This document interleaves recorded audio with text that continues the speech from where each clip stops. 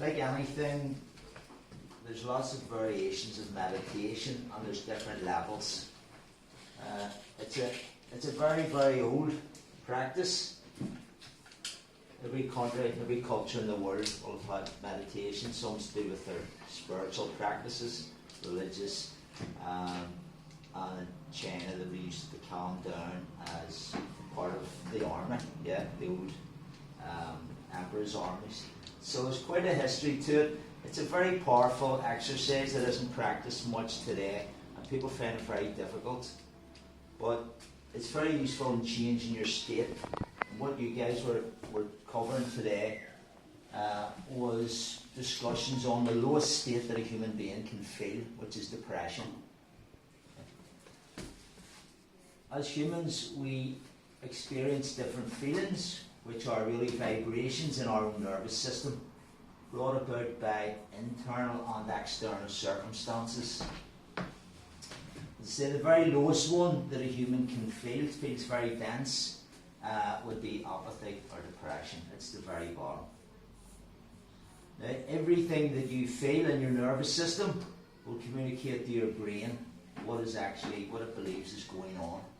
So the lowest apathy and depression is telling you, is communicating, I can't help myself and nobody else can help me.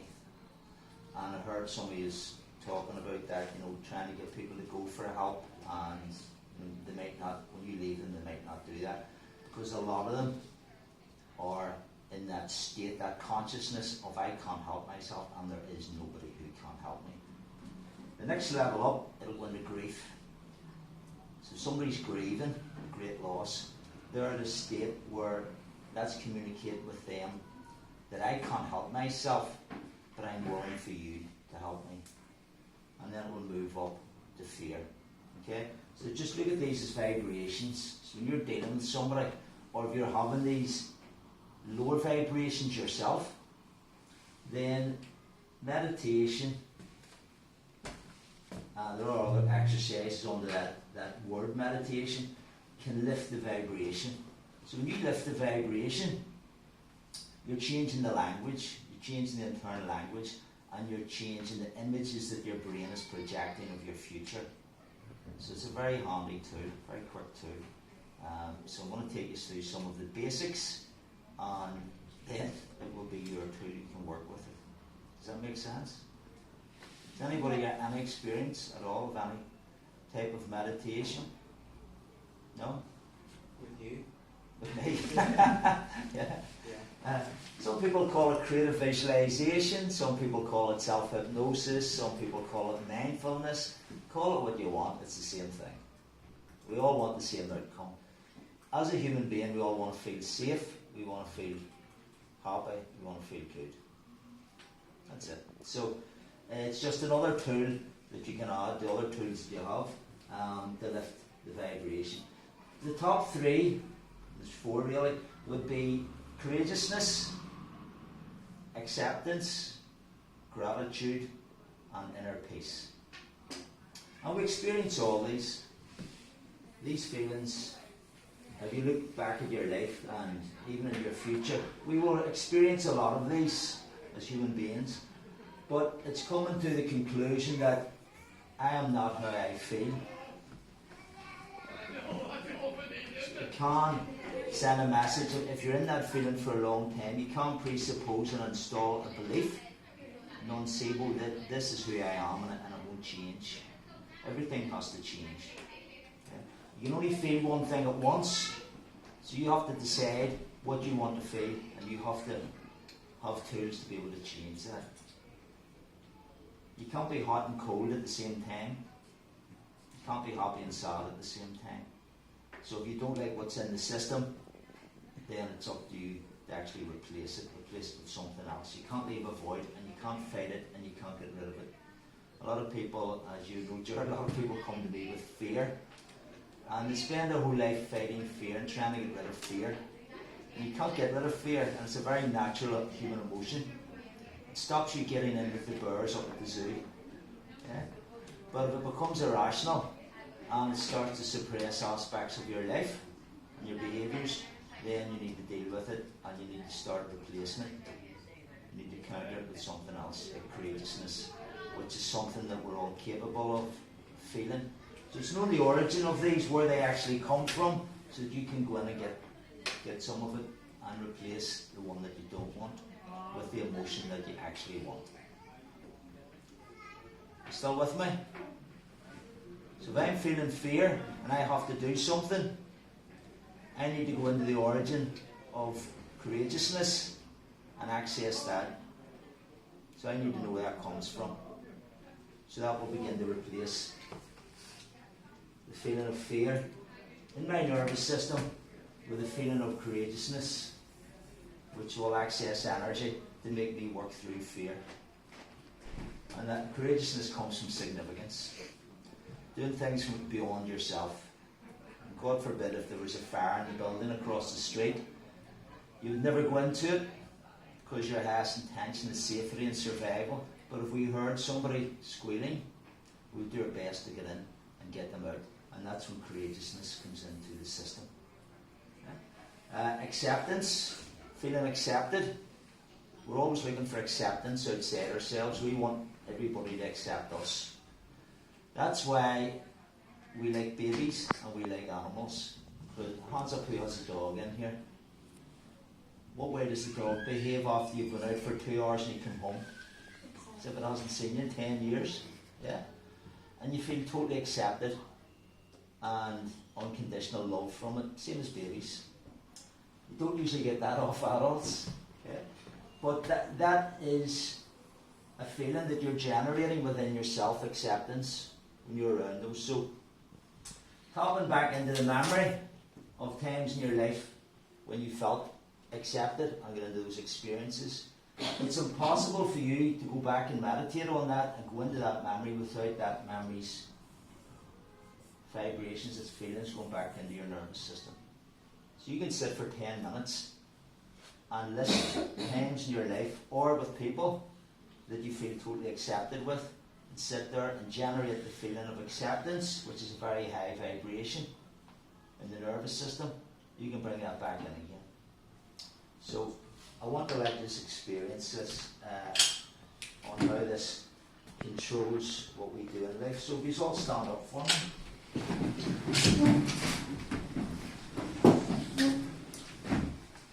So make sure you're not leaning against anything.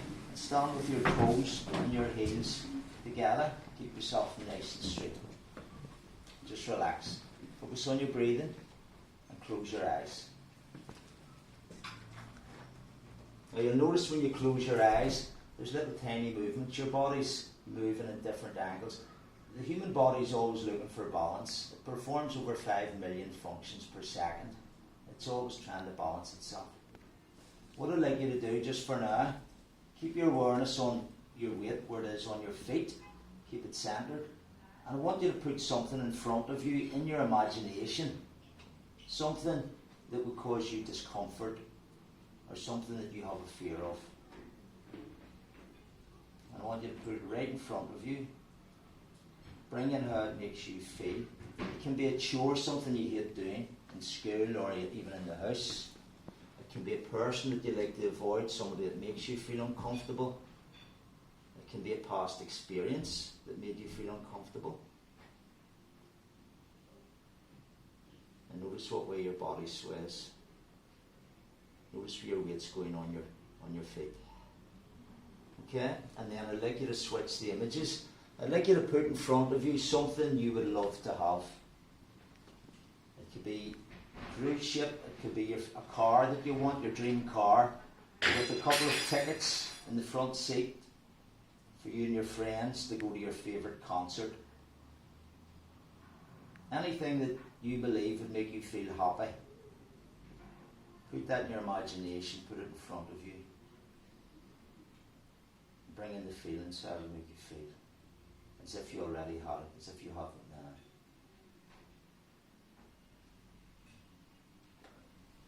now. Okay? And then just open your eyes.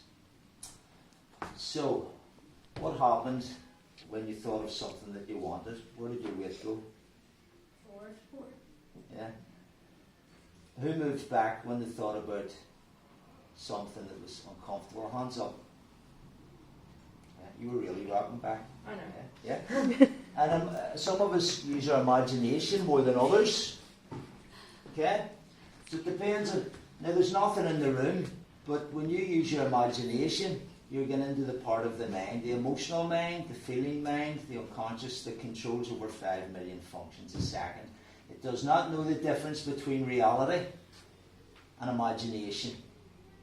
So if you're feeling fear or anxiety, and it's building these images of things going wrong in your life, or not being better, or the future not being good, then it tends to draw back. It doesn't want you to go there. Okay? But when you're building and creating a future of things that you want, then that part of the mind, the emotional mind, gets to get, and the left and the right side of the brain joining together and moving you forward in life. And this is why it's very, very important. And this is our personal power as human beings, to be able to change how you feel at any given moment. If you want to change the results you're getting in your life, you change how you feel. If you have to make a good decision in life, you change how you feel before you make that decision. If you're feeling bad and you're making decisions, you're going to make a bad decision. So this is the state changing. And all you're doing is changing the vibration. Okay? Feeling cold is it's a feeling. If you're complaining about the cold all day, people turn around and say, well, put your coat on. I won't sit beside the heater. Change how you feel. That's all we want as humans. We want to feel good. We want to feel safe. We want to feel accepted. So we've had those feelings before in our life. So it's a matter of, if anybody's going to meditate, I know over 60, 70 variations. My favourite and the most powerful type of meditation is reliving and accessing great memories, glimpses of times you experienced acceptance, gratitude, even wee bits of inner peace. Okay? Happiness. Because, again, the past doesn't really exist. It's only now the present. But we're constantly moving into the past by how we feel. If you asked me to jump off that pier you were on this morning, and I had a bad experience jumping off a pier before, the fear will come in and the memory will come back in of the bad experience, and the fear will begin to grow. And then the fear will communicate with my brain, back off, danger, don't do it. And it suppresses all the systems.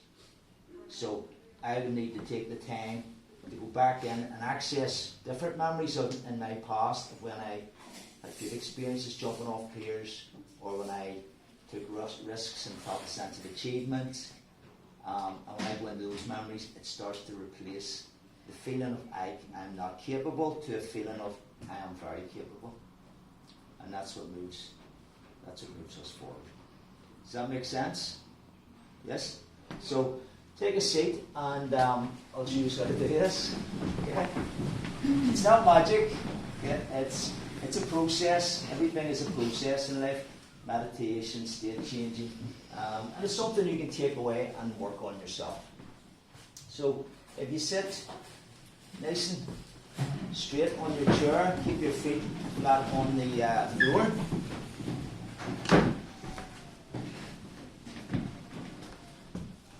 And the most important thing to do when you're meditating is to close your eyes. Okay? It takes away millions of bits of information that's coming in for your brain to assimilate. So close your eyes, focus on your breathing. Notice a lot of sounds around you outside, from next door. And you'll also notice feelings and awareness of inside. How your body expands and contracts as you breathe. How the weight of your body feels on the chair. Be aware of any tension that you might be holding in certain parts of your body. And there's still that awareness of outside yourself. So you can take your awareness outside the body, and you can take it back inside the body. That's another resource that we have. And just for now, just for this moment, as best you can, I'd like you to focus more on the inside. You've been focusing outside all day, so just for now, give yourself permission. Just for now, just for the exercise, bring all your awareness inside.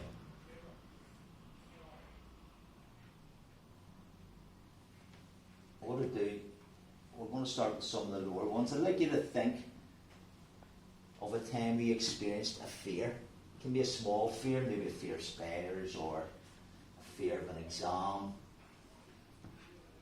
Bring that memory back, the time you felt that slight fear or anxiety of being challenged.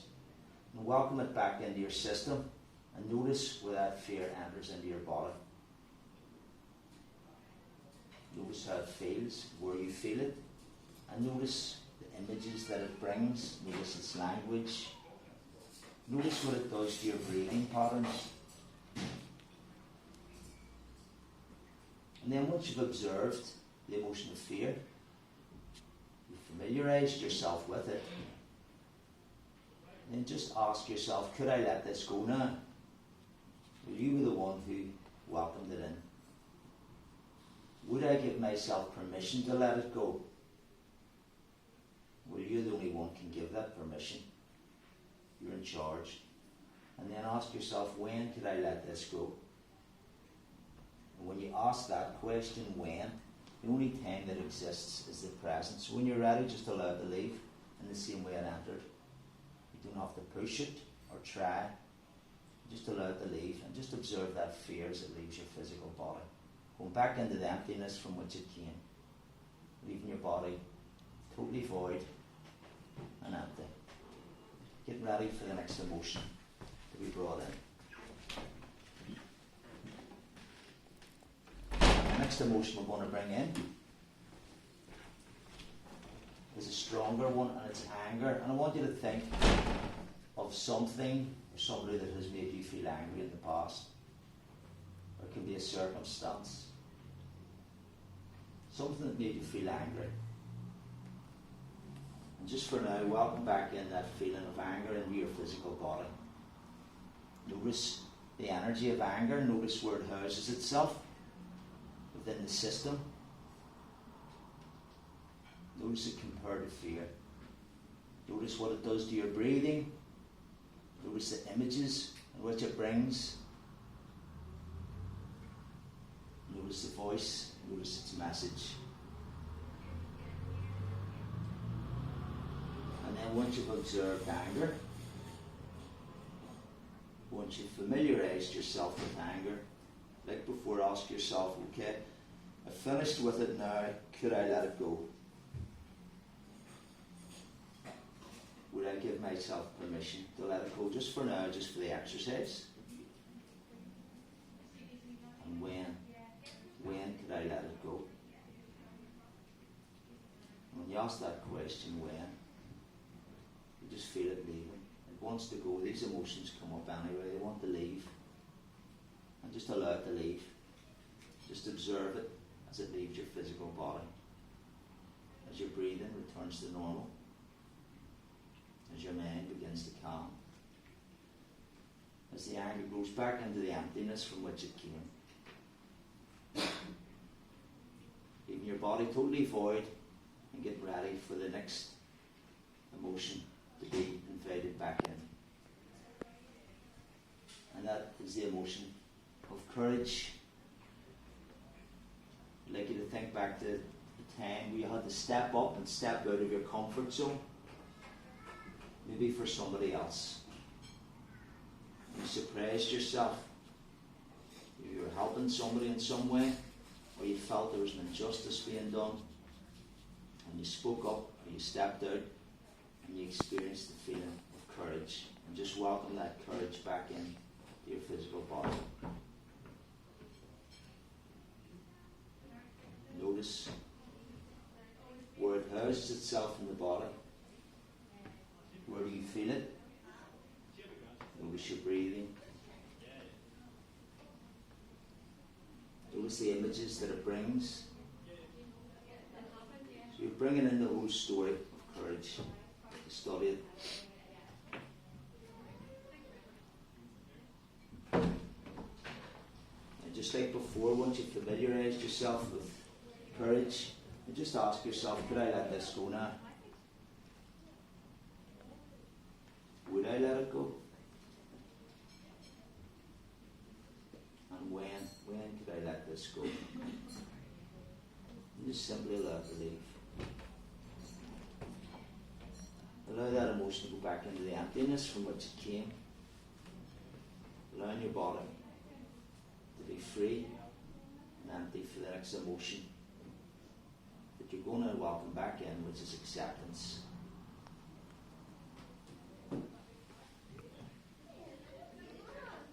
Put your mind back to the time you're with somebody, or it could be even your pet. You feel totally accepted for who, what you are. No judgment. You're just totally comfortable, feeling totally accepted. And just welcome back in that feeling of acceptance. As you welcome that feeling of acceptance in, notice where it houses itself, what it does to your breathing and the images. And once you've grasped that feeling, familiarised yourself with acceptance, I'd like you to visualise an image of yourself looking back at yourself in the mirror. So you're now seeing your own image in front of you with this feeling of acceptance within your own body.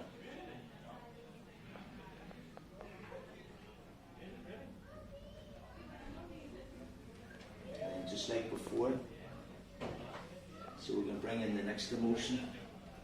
Just ask yourself, could I let this go now? You can bring it back any other time, but just now for the exercise, give yourself permission to let it go, and then observe the emotion of acceptance as it leaves the physical body. Allowing you to go back into the emptiness, the void. You're just the observer. You've been observing these emotions, you've been observing your physical body and how it reacts to these vibrations and these emotions. You get ready to bring in the last and the highest of all vibrations, of all emotions, which is inner peace and acceptance. We usually get small glimpses of this feeling. If you're sitting on a beach, mountain top, maybe just sitting somewhere quietly and you feel totally at peace with yourself and the world. There's a total calmness. Everything stands still.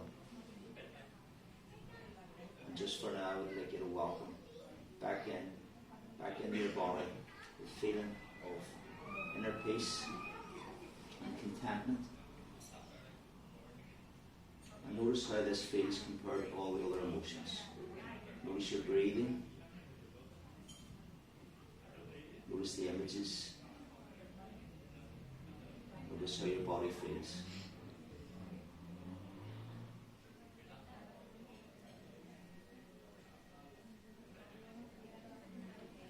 And then just like all the other emotions, ask yourself, could I let this go for now?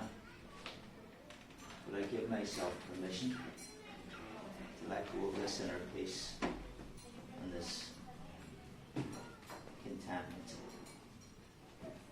You can bring it back any other time you wish, but just now for the exercise, give yourself permission to let go of that inner peace and contentment. Just observe it as it leaves your physical body.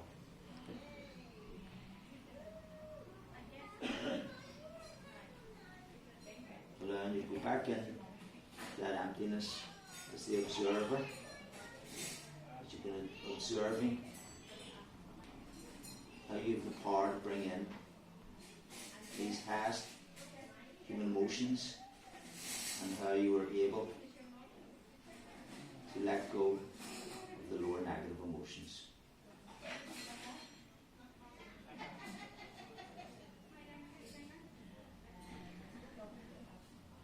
And then when you're ready, just open your eyes. So, everybody find that okay? Hands up, who's the reason you're doing the lower ones, the negative emotions, and the higher emotions, is for you to install a belief that I have the ability to let these go, but you study them first. We tend to run away and hide from emotions that we don't like, so then you're giving them power.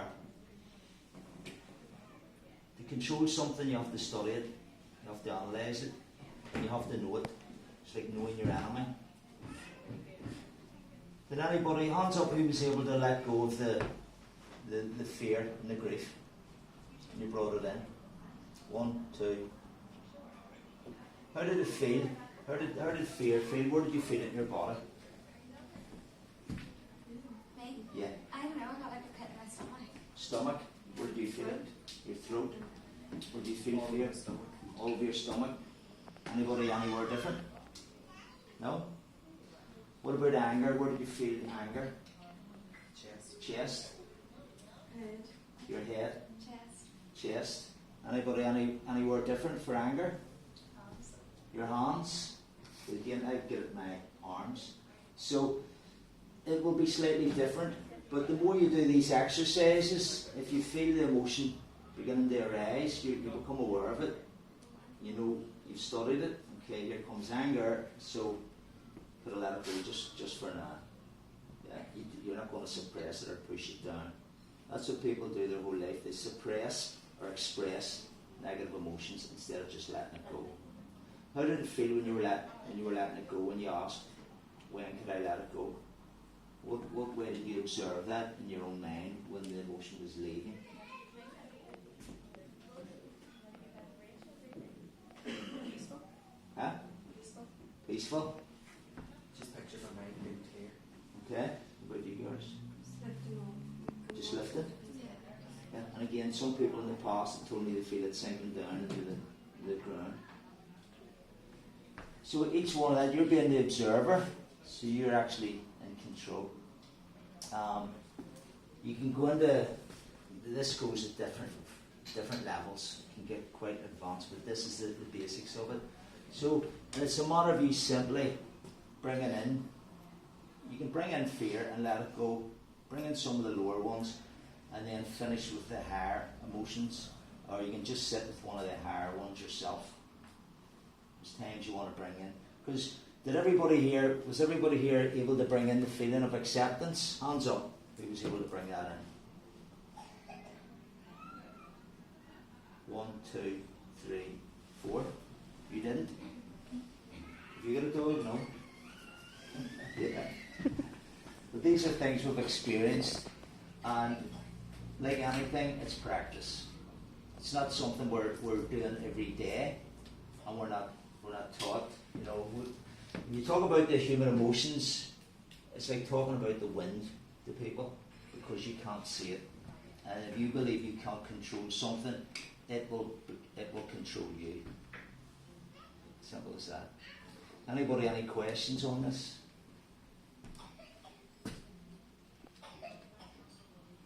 No? Any questions? No. Yeah. It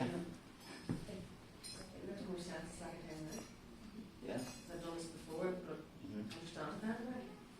Well, I agree as well. yeah. The second time was much I have to practice this stuff every day. It's like any skill in life. If you don't practice it, the side effect of human practice is progression. And then you progress, you get your sense of achievement, and you start to associate pleasure to your practice. But if you do something once, you're not going to get anything doing it once. You don't have to do it, and there's other methods. There's lots of different meditation. Look into meditation, look into mindfulness. It gives you personal power. There's nothing as bad as believing you have something that you can't change, and that it controls you your whole life. And it can become very irrational. Fear. I visit a lot of people who have a fear of leaving their own house. It's just a fear something's going to happen, and they will not go outside their door.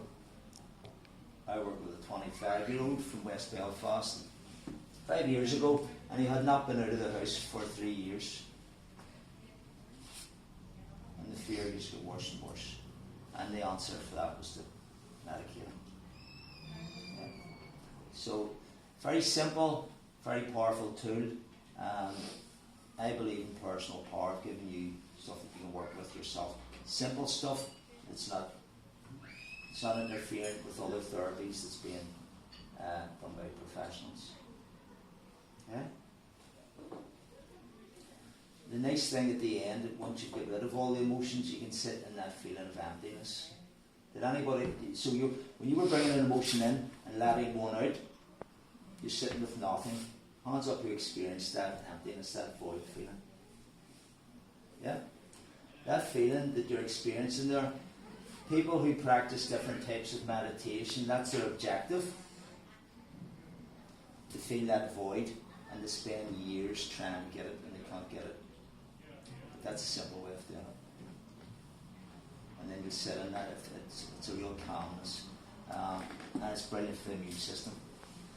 The one we didn't bring in there was, and you can do it yourself, is gratitude. What you're grateful for in your life. The things that you have, the people that you have, the experiences that you've had, and there's lots of science behind that. It's the only emotion, it's the only vibration will connect your brain and your heart. The human heart has its own plexus, nervous plexus, like a brain. And it reacts to emotion before the brain. It tells the brain what to think. We've done a lot of science, a lot of scientific studies on this. And once these two are connected, it causes coherence, which every system in the body is in the zone, and especially your immune system. It boosts your immune system, and it makes the mind more creative as well. So, when you think back to when my granny always told me, count your blessings every day before you go out the door. So there was science behind it.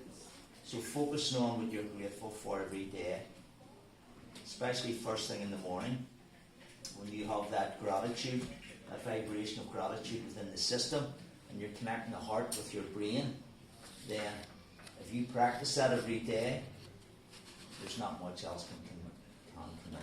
And you will keep yourself healthy, and you're going to, your objective will be a better well-being, better results in your life. Again, you don't have to do it. People think, well, that sounds too simple. Look it up yourself, start to study this stuff. If you want to look up about the heart and the brain, go on to a website called Heart Math, HeartMath, and look it up and look at the studies on it. And that's a simple, I think I told you before, Captain, you get a machine to measure. You can actually, Ulster University have the machines, and you put the ear clip on, and it will tell you when your heart is actually connected, has a connection with your brain. Now you can do everything on that machine. You do meditation, self-hypnosis, it will not connect until you think of something you're grateful for in your life, and then you'll see the two connecting. Okay? Simple enough? You should remember that. Practice it, yeah. You don't have to practice them all. If you remember one or two, then keep practicing that and you'll get results with it. Yeah?